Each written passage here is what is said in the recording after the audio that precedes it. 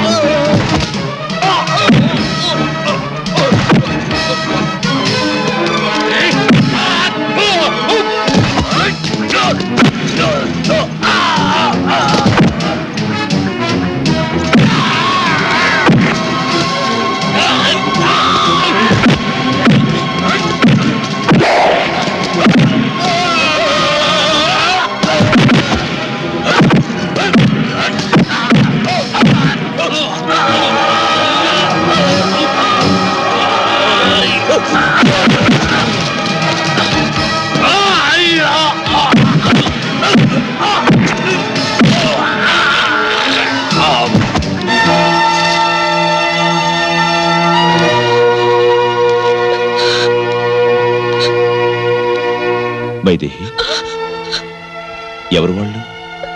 నిన్నెందుకు చంపాలని ప్రయత్నిస్తున్నారు? నీకేం భయం లేదు, నీకండగా నేనున్నాను. అసలేం జరిగిందో చెప్పు. నేను స్టేజ్ మీద నాటకాలు డాన్సులు చేసేదానని మీకు తెలుసు.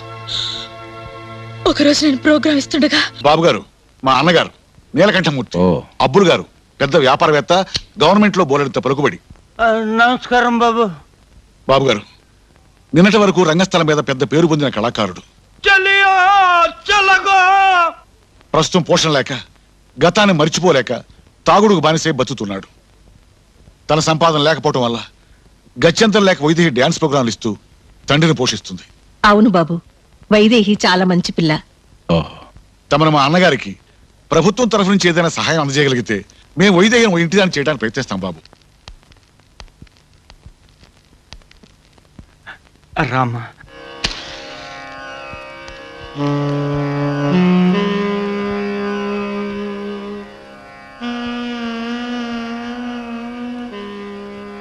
నమస్తే బాబు. రండి రండి, కూర్చోండి. పర్వాలేదు, కూర్చో. ఆ ఫోటోలో ఉన్న ఆవిడ నా భార్య. చనిపోయి 10 సంవత్సరాలయ్యింది.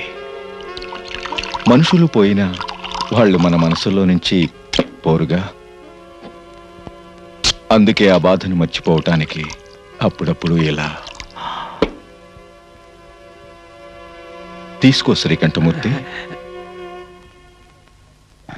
తీసుకో. వద్దండి, ఆయన తాగితే. మనిషి కాడంటావు, కళ కోసం కాలిపోయిన మనిషి.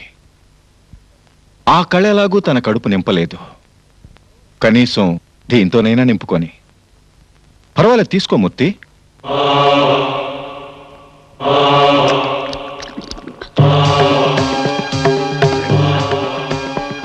ఆ?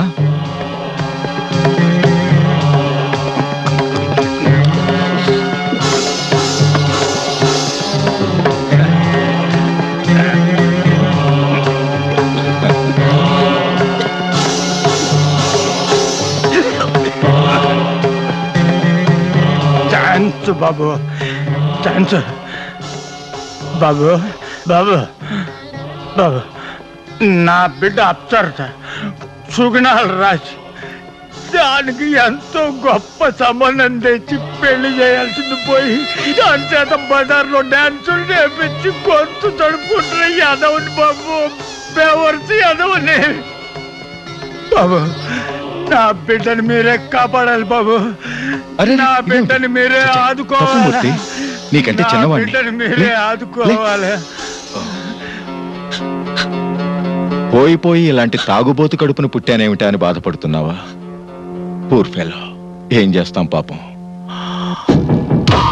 నీ కష్టాన్ని నేను అర్థం చేసుకున్నాను, అందుకే భగవంతుడు నిన్ను నా దగ్గరకు పంపాడు. అలాగే నువ్వు కూడా నా కష్టాన్ని అర్థం చేసుకుంటే. చెప్పానుగా, మా ఆవిడ పోయి 10 ఏళ్ళయిందని. తిండి సుఖం లేదు, పడక సుఖం అంతకన్నా లేదు. బెడ్రూమ్లో ఒంటరిగా పడుకోలేక సోఫాల్లోనూ కుర్చీల్లోనూ కాలక్షేపం చేస్తున్నాను. నా పడగదిలో నువ్వు నాకు తోడుగా ఉంటే భారీగా కాదు. క్షమించండి, నేను బ్రతికి చెడ్డదాన్నే కానీ చెడి బ్రతకాలనుకునే నికృష్టురాలి కాను. నాన్న, లేనన్నా, పెడదాంలే నాన్న.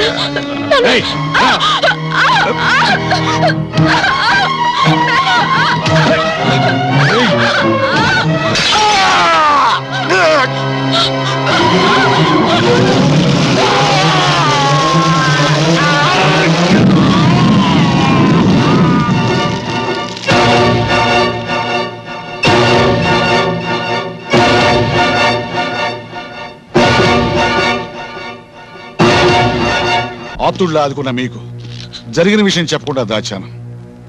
మీరు మీ పరిస్థితి వివరించి నా సహాయం అడిగారు. మీ పెళ్లి ఆగడానికి ఆడద కావాలి, వైదేహి మనుగడకు అండ కావాలి. అందుకే మీ భార్యగా నటించడానికి తననే పంపించాను.